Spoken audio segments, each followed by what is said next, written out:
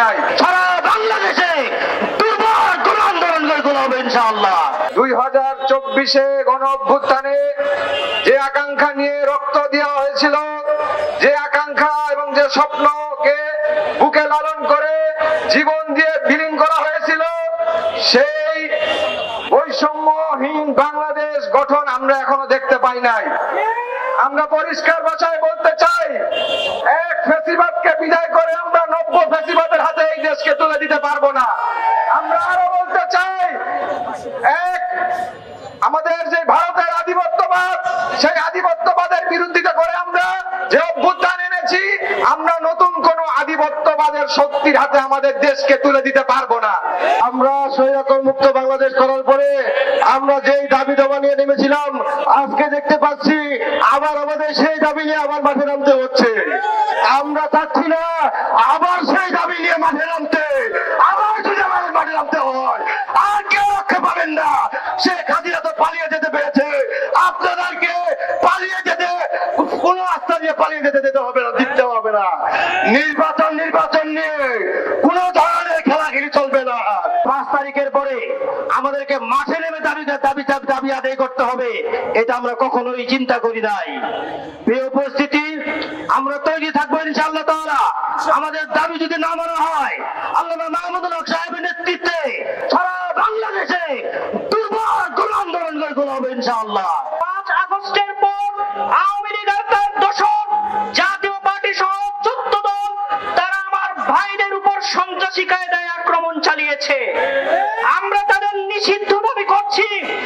এই বাংলার মাটিতে মুজিববাদী আদর্শ, মুজিববাদী সংবিধানের কবর রচনা করতে হবে। জুলাই সনদের পরিপূর্ণ বাস্তবায়ন চাই। বাংলাদেশ খেলাফত মজলিসের 5 দফা দাবি যদি খুব দ্রুত আদায় না করা হয়, আল্লামা মাহমুদুল হকের নেতৃত্বে পরবর্তী যেগুলো কর্মসূচি দেওয়া হবে, এদেশের জনগণকে সাথে নিয়ে বাংলার রাজপথ থেকে দাবি আদায় করে ছাড়বো ইনশাআল্লাহ। বৈষম্য দেওয়াল ভেঙে একটি ইনসাফপূর্ণ রাষ্ট্র প্রতিষ্ঠা করা। কিন্তু আমরা দেখতে পাচ্ছি বিগত 1 বছরে জুলাই আন্দোলনের সনদ বাস্তবায়ন করার নামে যে তালবাহানা শুরু হয়েছে, এতে দৃশ্যমান হয়েছে যে জুলাইয়ের আন্দোলনকে নিয়ে শয়তানি শুরু হয়েছে। বাংলাদেশের মানুষ জুলাইয়ের আন্দোলনকে এভাবে ব্যর্থ হতে দিতে পারে না। যদি বৈষম্যহীন সমাজ প্রতিষ্ঠা করতে হয়, আমাদেরকে খেলাফত প্রতিষ্ঠা করতে হবে। বৈষম্য মুক্ত সমাজ ব্যবস্থার একমাত্র সনদ হচ্ছে খেলাফত রাষ্ট্র ব্যবস্থা। বাংলাদেশ খেলাফত মজলিস খেলাফত প্রতিষ্ঠার সংগ্রাম এগিয়ে নিয়ে যাচ্ছে, আগামী দিনেও নিয়ে যাবে। এই সংগ্রামের মধ্য দিয়ে আল্লাহর জমিনে আল্লাহর দ্বীন বিজয়ী হবে ইনশাআল্লাহ। মন্ত্রী পরিষদ, উপদেষ্টা পরিষদে যাদেরকে নিয়ে আপনি লন্ডন গিয়ে মিটিং করেন, গোপনে মিটিং করেন, কোন দলকে সামনে নির্বাচনে সুযোগ করে দিয়ে রাষ্ট্র ক্ষমতায় বসাতে চান, আপনি কোনদিন এই শব্দ বাস্তবায়ন করতে আপনাকে দেওয়া হবে না। জুলাই সনদ বাস্তবায়ন করতে হবে। জনগণের ম্যান্ডেট নিয়ে যারাই ক্ষমতা যাবে তাদের পাশে থাকবে বাংলাদেশ খেলাফত মজলিস। যদি ভিন্ন কিছু হয়, আবার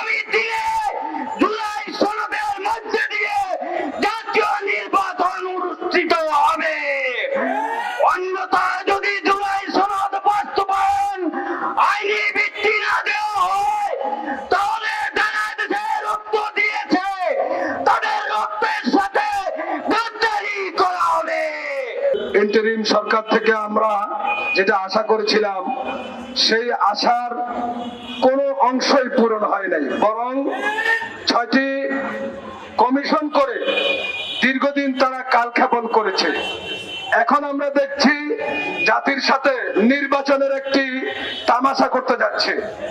তবে সেই নির্বাচন যদি তামাশামূলক 14 সালের মতো নির্বাচন হয়, 18 সালের মতো নির্বাচন হয়, 24 সালের মতো নির্বাচন হয়, শেখ হাসিনা তো পালিয়ে তার দাদা বাবুর কাছে পালিয়ে গিয়েছেন। ইউনূস সাহেব, আপনারা কোথায় পালাবেন? আমেরিকাও আপনাদেরকে জায়গা দিবে না। আমার বিশ্বাস জুলাই সনদ বাস্তবায়ন এবং 14 দল সহ জাতীয় পার্টিকে নিষিদ্ধ এবং নির্বাচনের লেভেল প্লেইং যদি তৈরি করা না হয় তাহলে এদেশে সুষ্ঠু নির্বাচন হবে না। আমরা লক্ষ্য করছি সরকার একটি সময় নষ্ট করে তারা ইতিমধ্যে ইসলাম বিরোধী কিছু কর্মসূচি গ্রহণ করেছে। যেভাবে কোরআন সুন্নাহ বিরোধী আইন এদেশের জনগণ গ্রহণ করবে না, সরকারের কোরআন সুন্নাহ বিরোধী কোন আইন আমরা মেনে নেব না। এই দেশে সুষ্ঠু সুন্দর নির্বাচনের জন্য পেয়ার পদ্ধতির বিকল্প নাই। বাংলাদেশ খেলাফত মজলিস মনে করে আমরা পরীক্ষামূলক উচ্চ কক্ষে পেয়ার দাবি করছি। আজকে একটি বড় দল শুধু না করছে, আমরা তাই সেই বড় দলকে বলতে চাই শুধু না বলবেন না, হ্যাঁ বলা শিখুন। সব কথাই শুধু না বলবেন না। আমরা সেই দলকে আহ্বান জানাচ্ছি, সরকারকে আহ্বান জানাচ্ছি, আমাদের যে 5 দফা আছে এই 5 দফাতে মেনে নেওয়ার জন্য, নাহলে আমরা রাজপথে গণ আন্দোলন গড়ে তুলবো। আগামী দিনে সকল আন্দোলন সংগ্রামে সকলকে সোচ্চার থাকার আহ্বান জানিয়ে যে অপরাধের কারণে আওয়ামী লীগকে নিষিদ্ধ করা হয়েছে সেই অপরাধের দোষী জাতীয় পার্টি এবং 14 দল তাদের কার্যক্রম নিষিদ্ধ করতে হবে। আমার আশ্চর্য লাগে এখনো সাংবাদিকদেরকে ডেকে জাতীয় পার্টির চেয়ারম্যান জিএম কাদের এখনো সেই পতিত স্বৈরাচারের পক্ষে কথা বলে, এখনো সে ভারতের পক্ষে কথা বলে। এই দুঃসাহস সে কোথা থেকে পায়?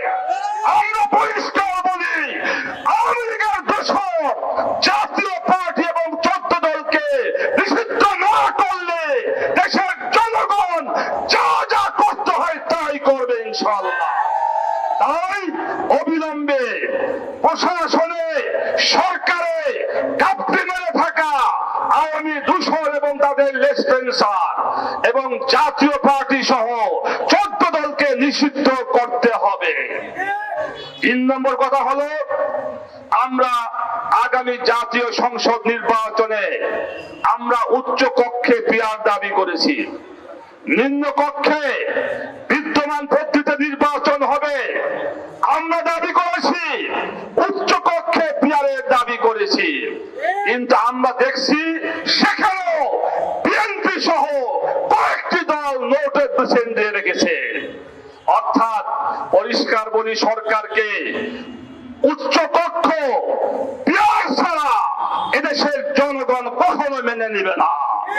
আমাদের আমির ওই প্রায় বলেন, উচ্চ কক্ষ যদি পিয়ার ছাড়া হয় তাহলে উচ্চ কক্ষ আমরা মানি না। এই উচ্চ কক্ষ হবে সরকারের অনেক খরচ বোঝা বহন করার একটা ব্যবস্থা হবে। এজন্য আমাদের পরিষ্কার দাবি হলো, উচ্চ কক্ষ পিয়ার ছাড়া আমরা এটা মানি না, মানব না। উচ্চ কক্ষে পিয়ার অবশ্যই করতে হবে। আমাদের এই 5 দফা দাবি সরকারকে অবশ্যই মানতে হবে। এই দাবি আদায়ের জন্য আমরা 7টি দল একসাথে আন্দোলন করতেছি।